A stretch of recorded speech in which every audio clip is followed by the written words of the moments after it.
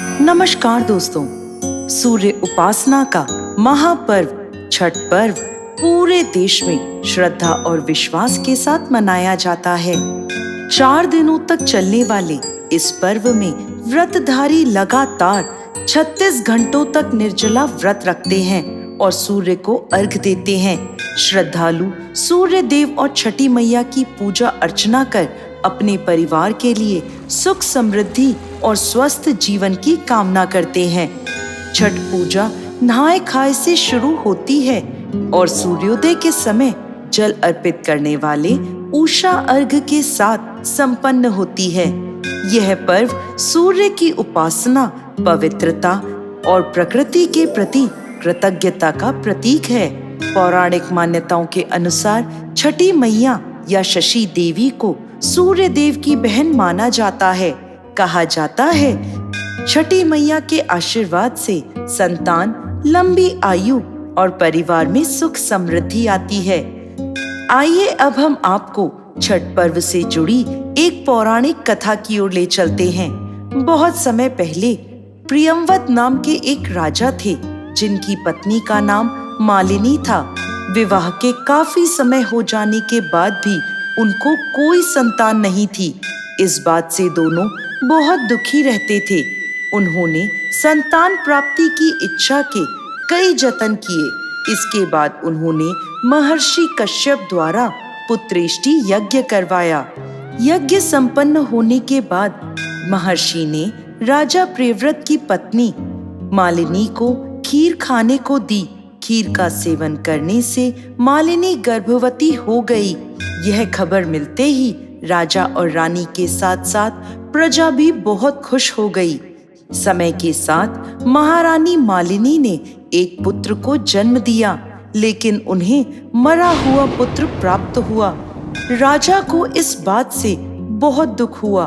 उन्होंने निराश होकर प्राण त्यागने का निश्चय किया। जैसे ही राजा ने प्राण त्यागने की कोशिश की तो उनके सामने भगवान की मानस पुत्री देवसेना प्रकट हुई।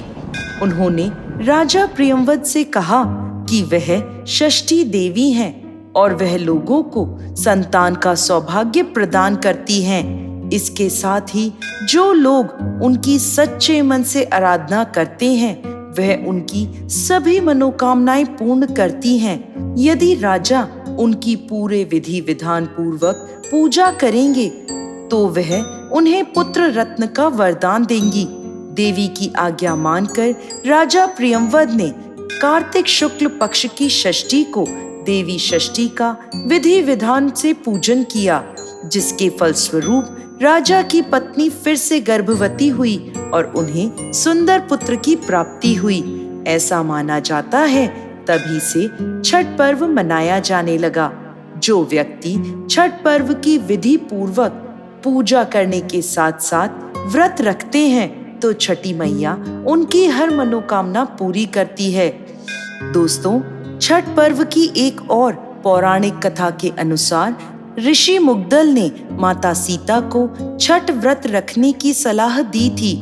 आनंद रामायण के अनुसार जब भगवान राम ने रावण का वध किया तो उन पर ब्राह्मण हत्या का पाप लगा।